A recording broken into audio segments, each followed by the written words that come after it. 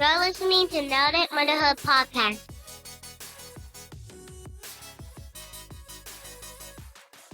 Hey, Nailed It Motherhood family. This one is special. We've got some bonus audio from Tiffany Lawrence.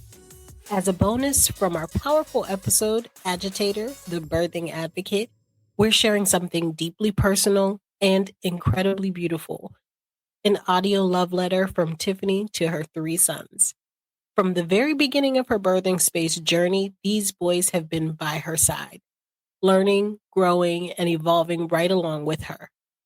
If you tuned into the full episode, you already know how much Tiffany loves being a boy mom and how intentional she is about pouring into their hearts and their minds towards Black excellence.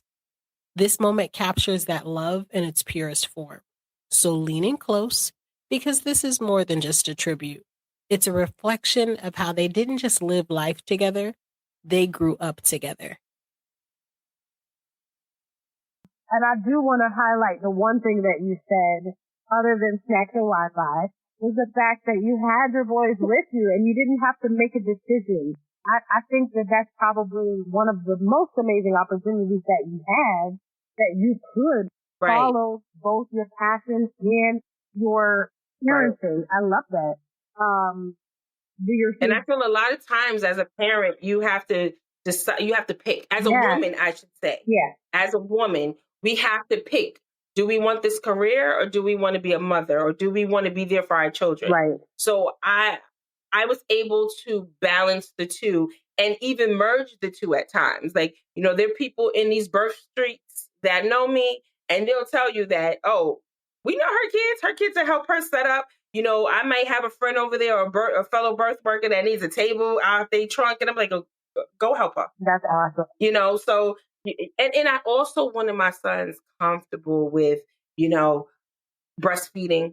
So that's nothing to them because they've seen it since they were little. Yeah. I wanted my kids to understand and respect the woman body. I wanted my kids to understand their roles as, you know, in the birthing experience as a father, you know, that this is not just her experience.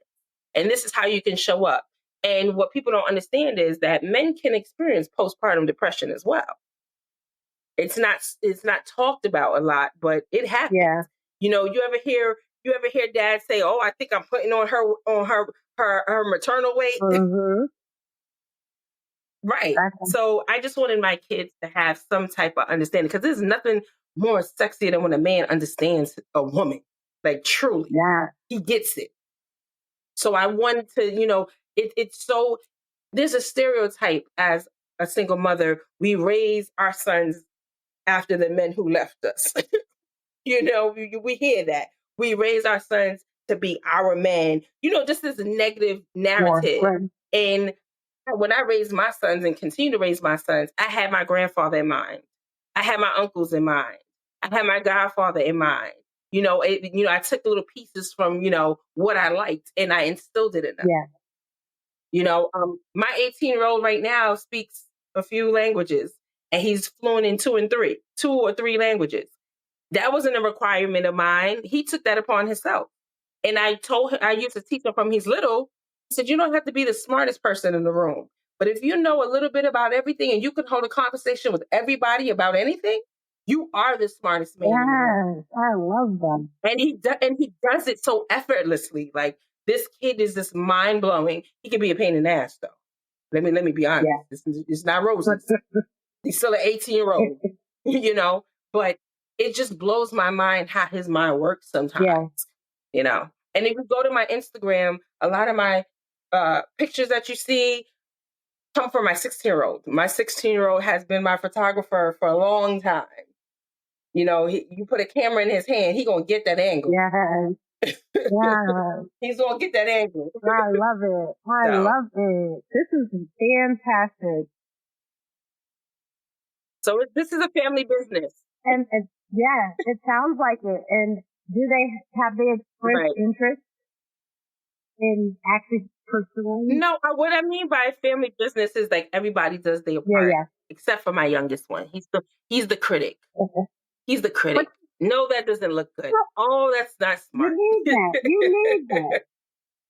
You know, I'm gonna give it to him. I'm gonna give it to him. He's I'm doing gonna give his it to him. part too. If you want to hear the truth, Ask if him. you want to get an opinion, go to him. Even if you don't really want to hear it, he gonna let He you gonna know. let- He gonna let you Yeah. know.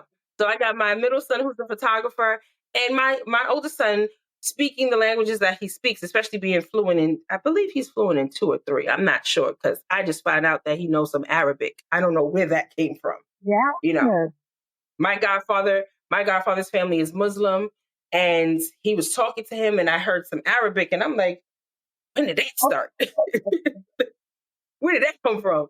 So with him, he helps when I'm at events and we're communicating with Spanish speaking families, or they speak English but they're more comfortable speaking Spanish. My son takes over. That's awesome. I actually got him to really think about becoming a translator. His godfather and myself have been saying it for years, so finally he's like, okay, I'll do it. So we're working on him to be a translator, and I'm like, we could get you into the birth work. You could be translating, program. You translate courses, translate, flyers. You could do a lot of stuff. That's awesome. It sounds very necessary too. So yes, son, do it. Right. I love it. Family business. He doesn't know that he's about to translate my ebook. He doesn't know that. That's coming. He's going to have to translate my ebook because I never thought about doing it in Spanish. But you doing it now. He's going to. I love it. Sorry, I'm just so excited because you've shared so much. And before we go, I do have a quote that you said that I love. The outcome outweighs what you're going through. I thought that was such a key motivational statement that I really wanted to re-highlight, because it's not what we're going through that is going to be the evaluated piece. It's the outcome. Well, how do we handle the outcome? Right. And I love that. Love that. Love that. Right. Do you get hung up on the journey, or do you get through it? Like, when you go through a tunnel, do you stay in that tunnel or you go to the other side? I hope you enjoyed that little bonus. If you like this episode and you want to hear more personal parenting stories, don't forget to subscribe to my social media, Nailed It Motherhood Podcasts, on Instagram, Facebook, and YouTube. And also follow us on your favorite podcast platform. You can also be a guest on the podcast by completing a guest application. We love hearing from our dads too. The link is in the comments. We welcome your questions, comments, and ideas, and we certainly hope to keep the conversation going. Until next time, keep on doing what it is you do. Smooches.